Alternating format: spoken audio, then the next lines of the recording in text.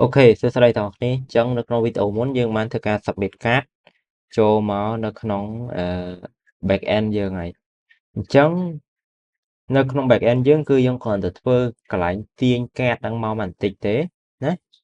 ចាឥឡូវហ្នឹងខ្ញុំទុកវាសិនអីដែលខ្ញុំនឹងត្រូវធ្វើលើហ្នឹងគឺតាក់ទងនឹង user ណាដោយឥឡូវហ្នឹងយើងអត់ទាន់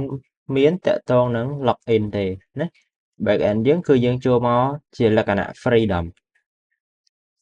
ចឹងយើងចូល back end មុនចូល back end យើងត្រូវការឆ្លងកាត់ការ login សិនណាចឹងកន្លែងហ្នឹងគឺយើងនឹងត្រូវប្រើអីគេខ្លះចឹងទី1យើងត្រូវមាន user ណាយើងត្រូវមាន set up user ហើយយើងត្រូវមានរបស់មួយចំនួនដែលយើងនឹងត្រូវយកមកប្រើនៅក្នុងហ្នឹងដូចជា middleware ណាអញ្ចឹងយើងទៅធ្វើតាក់ទងនឹង user តិចសិន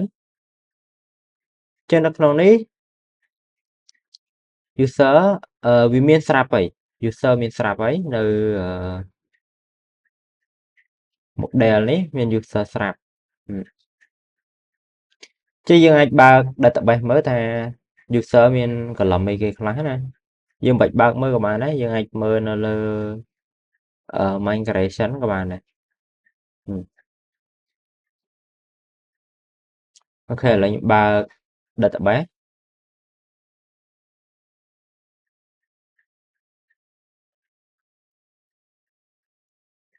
អូខេចឹង user មាន name មាន email ណា password អីចឹងទៅអញ្ចឹងឥឡូវយើងចាត់ទុកថាយើង user យើងមានប៉ុណ្ណឹងចាស់ណាមាន name មាន email មាន password ណាចឹងទី1យើងត្រូវធ្វើ create user នៅលើនេះអូខេចឹង create user យើងត្រូវ enter អីគេខ្លះទី1គឺ name ទី2គឺ email ហើយទី3គឺ password តែប៉ុណ្្នឹងឯងណាអញ្ចឹងនៅលើនេះនៅលើ back end ខ្ញុំនឹងយើងមាននេះហើយនៅ user យើងមាន user ហើយអញ្ចឹងយើងអាចទៅ copy នេះ copy អានេះយកមកដាក់ចឹងនេះយើងដាក់មក user អូខេ add user ចឹងនេះទៅថា open add user ចឹងយើងមាន model យើងបង្កើត model មួយ user model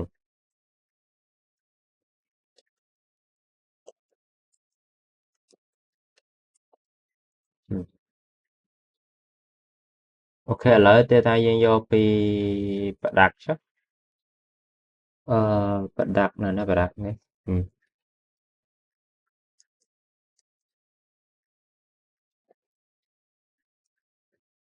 ចឹងនេះគឺយើងដាក់មក add user ចឹងអត់មានរូបភាពទេអូខេចឹងទី1គឺយើងមាន name យើងមាន name យើងមាន email យើងមាន password ណាយើងដាក់ confirm password ទៀតក៏ដាក់ទៅខ្ញុំខ្ជិលដាក់ប៉ុណ្ណឹងទៅបានហើយចឹងអានេះអូខេអញ្ចឹង ID វាទៅ name អូខេអានេះត្រូវតែជា input អូខេ email type email អូខេ password ចឹងនេះtype password អូខេអានេះ for password for email ណា for name អូខេអញ្ចឹងអានេះខ្ញុំដាក់ថា open add user ណាជាយើងចាប់ផ្ដើម include វាចូលទៅក្នុងdashboard នេះ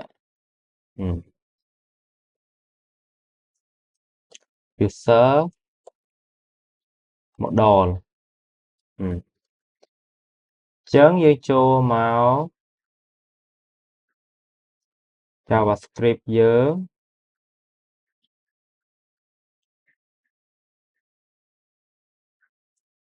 Ok. Chớn nó lên ý thì chập đạp đã thiệt máu. On click.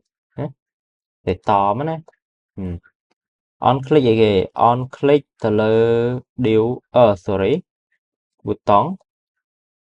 Chớn button vậy kì. Open as user.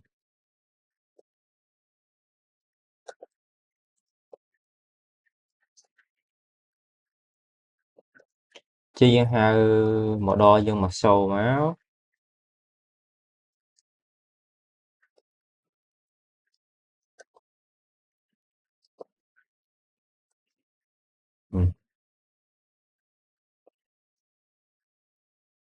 Ok mà cho này ok. Chớn on click to thiệt máu. Thì sẽ front end hai đó. Chớn ở đấy em ra tha. Ok ở bên ID thực tế.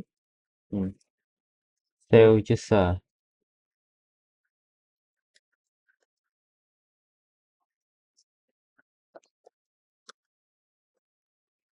Button.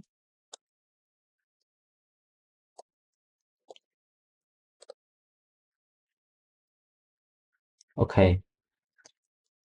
Chân nó lên ấy nhôm bạc ca đi muối. Ok. Đi data parent nè. Parent nhé.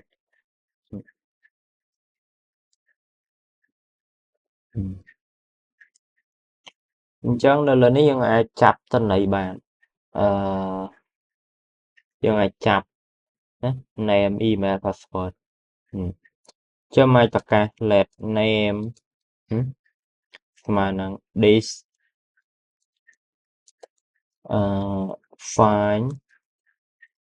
input name. Và mà tiết như miền email, miền password.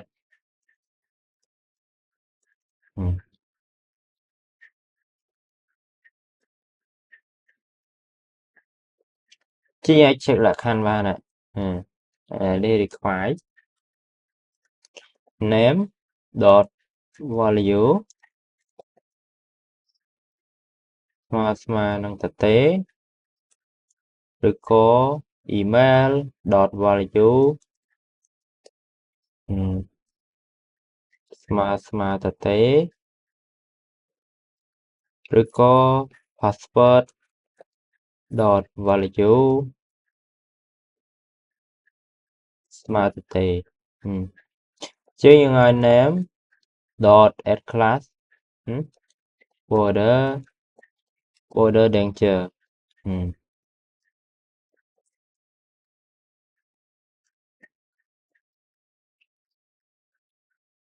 rồi tiếp với return.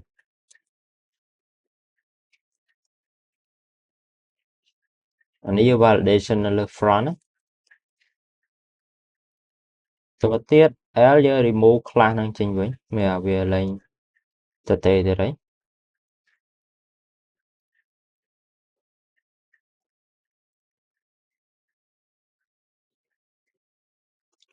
Ok, và nó chập đang thở API. Chẳng giờ taមាន user ទេហើយបង្កើត user controller មួយ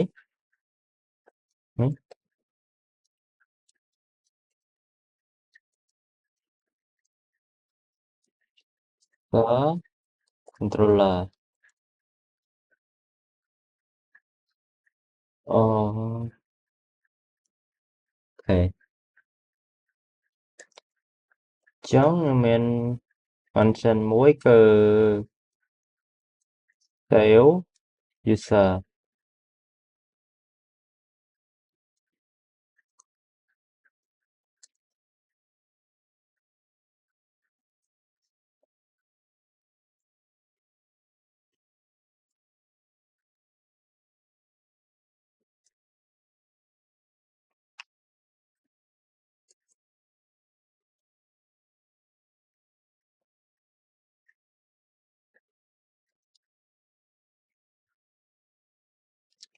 អូខេអញ្ចឹងនៅលើ controller យើង validation ដូចគ្នាណាអឺបើសិនជា request អឺអត់មានអីគេ name ឬក៏ name ហ្នឹងវា null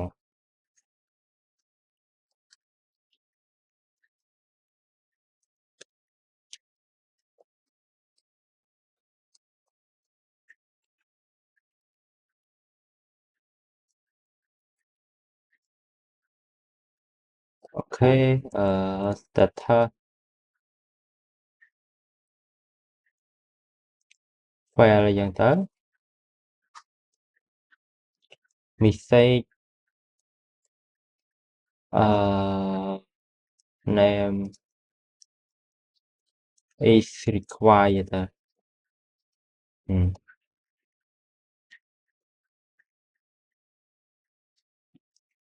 ចេញយើង validation តទៀតមក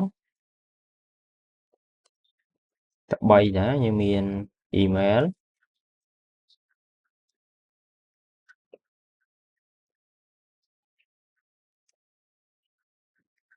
ណាចុងក្រោយគឺ password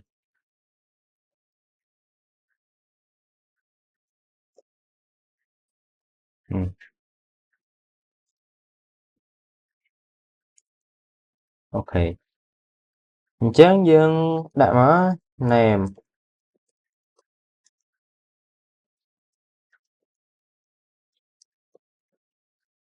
name មាន email ហើយនឹង password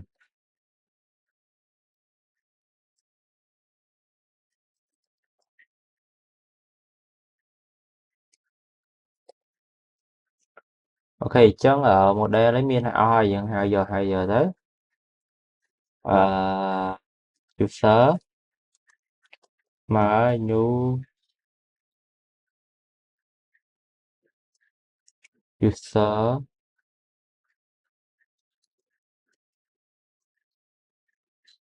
ណាមក new user អញ្ចឹងuser អីគេ name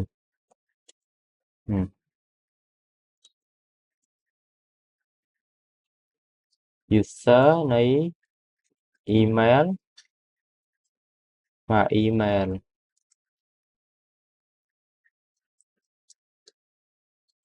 user នៃ password មកនឹង password អូខេ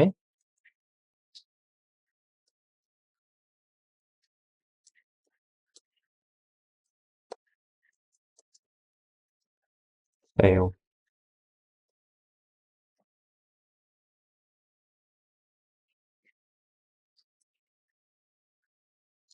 គេអានេះយកដាក់ success មក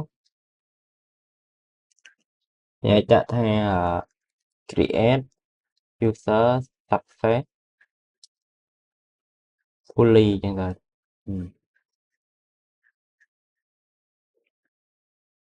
អូខេអញ្ចឹងខ្ញុំនឹងទៅដាក់វាចូល route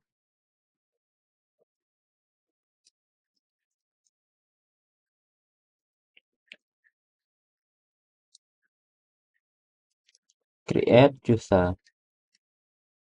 ចឹងនេះយើងហៅមក user controller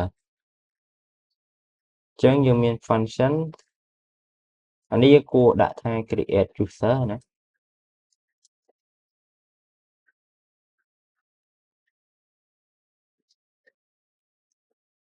អូខេហើយចឹងមកដល់លើនេះវិញយើងអូខេយើងរក check ចេះមួយមកចត់មាន record មានអីចេះទេ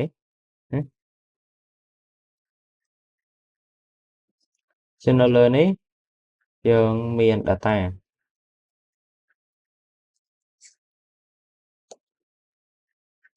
អូខេអានេះ route យើងដាក់ route របស់យើងនេះយើងទៅ define ហើយ post ចឹង data យើងមាន key គេខ្លះ key មាន key name thìយើងឲ្យ name dot value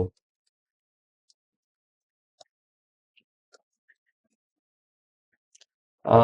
ខេតទៅទៀតមាន email ហើយចុងក្រោយគឺ password អូខេណាហើយអញ្ចឹងយើង inspect មើលទៅ insert success អត់អូខេអានេះយើងឡើងទម្រង់ mobile ទម្រង់ web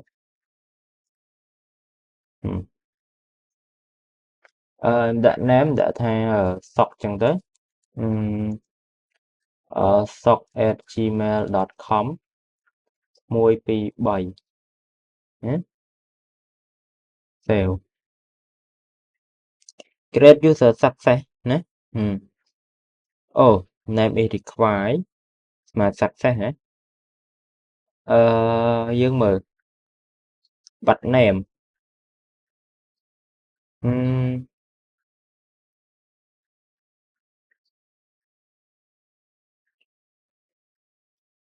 អូខេឥឡូវយើងមើល name នេះ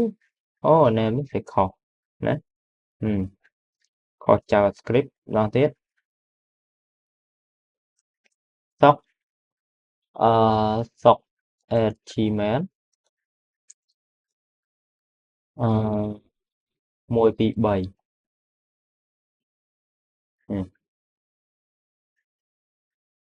3name is required ទៀតអញ្ចឹងយើងមើលថាម៉េចបានវាចូល name is required ណាអូខេអានេះយើង check មិនមានមិនត្រូវណាអូខេអញ្ចឹងកាលណាយើងកែ back end API មិនបាច់ refresh ណាអូខេ create user successfully យើងមើលនេះមក database មកចូលអញ្ចឹង Laravel by default password គឺ hashing វា hashing នេះដោយសារតែនៅក្នុងដូចជាក្នុង factory first password គឺគេប្រើ make hash ណា make hash password ចឹងនៅក្នុងនេះគឺវាទៅចាប់អា value password នៅពេលយើងយកមកបញ្ចូលហ្នឹងយកមកទៅជា hashing ណាឥឡូវយើង create user បានហើយយើងទៅធ្វើ login ណានេះត្រូវ validate ទៀតណាយើងត្រូវយកខ្ញុំចោលខ្ញុំហ៊ានធ្វើជាមួយចេះធ្វើអត់ទេអត់ចេះធ្វើអីអាចឆាត់សួរខ្ញុំបានគ្នាយើងត្រូវ validation ថា email ហ្នឹងvalidation ថា email ហ្នឹងវា exist អត់ណា existing or not បើសិនជា existing យើង return file បើសិនជាអត់ទេ continue មកណាអានោះ validation មួយទេមួយទៀតគឺ password យើងអាច validation ដូចគ្នាយកប្រហែលខ្ទង់ណាហៅថា at least 6 character អញ្ចឹងណាអូខេអានេះយើងឲ្យ validation អូខេខ្ញុំទៅធ្វើ login ណាអូ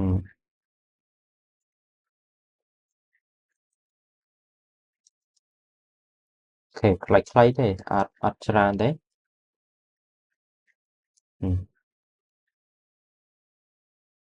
ពេល login យើង require 2 email password គ្រប់2អត់មាន name ដក name ចេញចឹងយក login យក email password ហ្នឹងយកមក check នៅ user ចឹងយើងដាក់មក user ស្មើនឹង user ណា where ចឹង where email យកបោះ email ទៅហើយ get first មកណាដែលយើងត្រូវ validate នៅខាងលើដែរណាចឹងបើសិនជាវាអត់មាន user ហ្នឹងយើង respond ទៅ respond something went wrong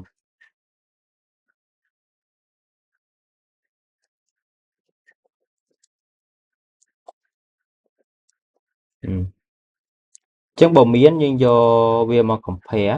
មានយើងយកអា password របស់ user មួយហ្នឹងមក compare ជា hashing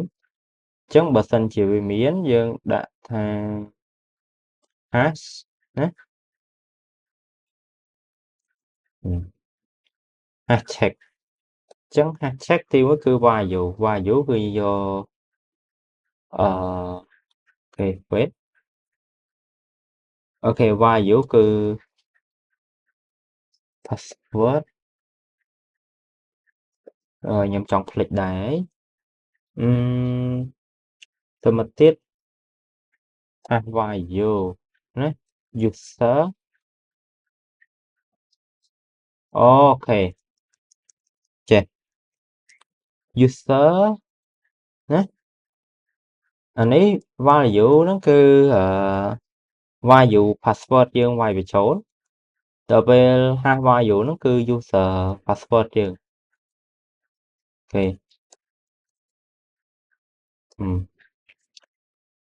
ចឹងបើសិនជាវាមិន success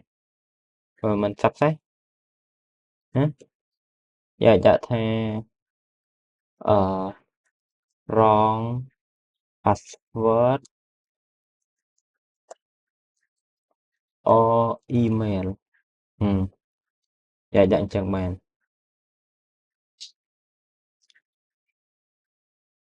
តែបើអត់ទេ success ហើយអញ្ចឹង success យើងអាច return user មើលតិចទៅឥឡូវខ្ញុំយកអានេះទៅធ្វើ API សិនខ្ញុំអត់តន់សេវាចូល web ទេខ្ញុំចង់តេស្ត API មួយសិនថា log in ទៅអូខេអត់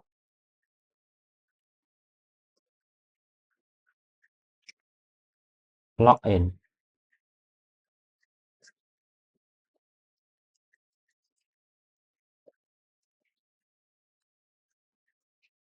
អូខេយើងបើក Postman តេស្តវាមើល log in success អត់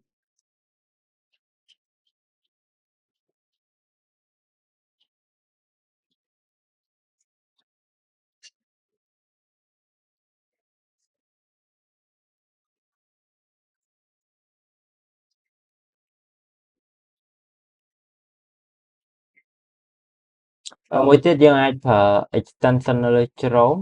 ខ្ញុំធ្លាប់ប្រើដែរនៅលើ Chrome ហ្នឹងតែខ្ញុំភ្លេចឈ្មោះវាបាត់ហើយថា extension អីគេនៅលើនេះយើងអាចតេស្តPostman បានដូចគ្នាណាអូខេឥឡូវខ្ញុំ API ដាក់log in អញ្ចឹងយើង require គេខ្លះហើយយើង require នេះមាន email ហើយនិង password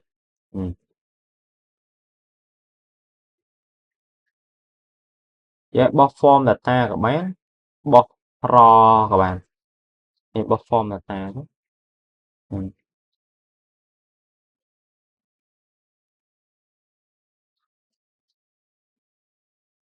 ចឹង email មិញtop @gmail password 1 2 3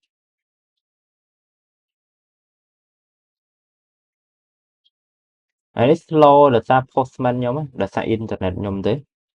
មិន slow API ហ្នឹង API ជិត 24ms request បាន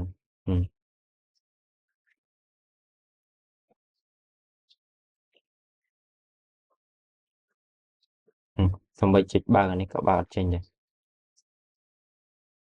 ឥឡូវខ្ញុំដាក់ password 4ណា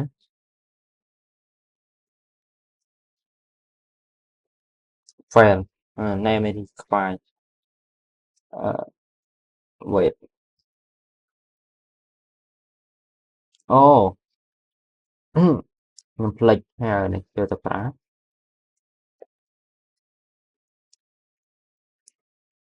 អូខេ1ដល់4ណា error អីlogin អត់ success ទេចូល cache នេះcache អញ្ចឹងយើងដាក់3មកហើយ return user យើងមក anh ấy biết thời response ជា JSON មកទម្រង់ JSON មកហើយគាត់ថានេះ internet ខ្ញុំវា slow អត់ចេញទម្រង់ JSON ឲ្យចឹងនៅលើ Laravel នេះយើងឃើញថាពេល return មកគឺវាអត់បោះអីគេអត់បោះ user password មកហើយអញ្ចឹងមូលហេតុដែលវាអត់បោះ user password មកនៅក្នុង model គឺគេហាញ password ចោលហើយនេះចង់ហាញអីគេនៅនេះប្រើ hidden ណា protected hidden ហើយនៅនេះហៅ column ដែលនេះចង់ហាញមកគឺអូខេអញ្ចឹងហាញវាហាញនៅហ្នឹងណាយើងចង់ show វាយើង remove ចេញពីអាហ្នឹងមកបានហើយ show បានហើយអូខេអានេះ login success ហើយចឹងវីដេអូក្រោយខ្ញុំមកធ្វើ login នៅនេះទៅមុនចូលនេះយើង login សិនណា login ហើយមាន session មានអីហើយបានយើងចូលមកក្នុងនេះបានចឹងអាហ្នឹងខ្ញុំចំណុចក្រោយខ្ញុំធ្វើ login ហ្នឹងហើយដើម្បី validation កុំឲ្យវាចូលមក dashboard បានពេលអត់ត login យើងមាន middleware អូខេ see you next video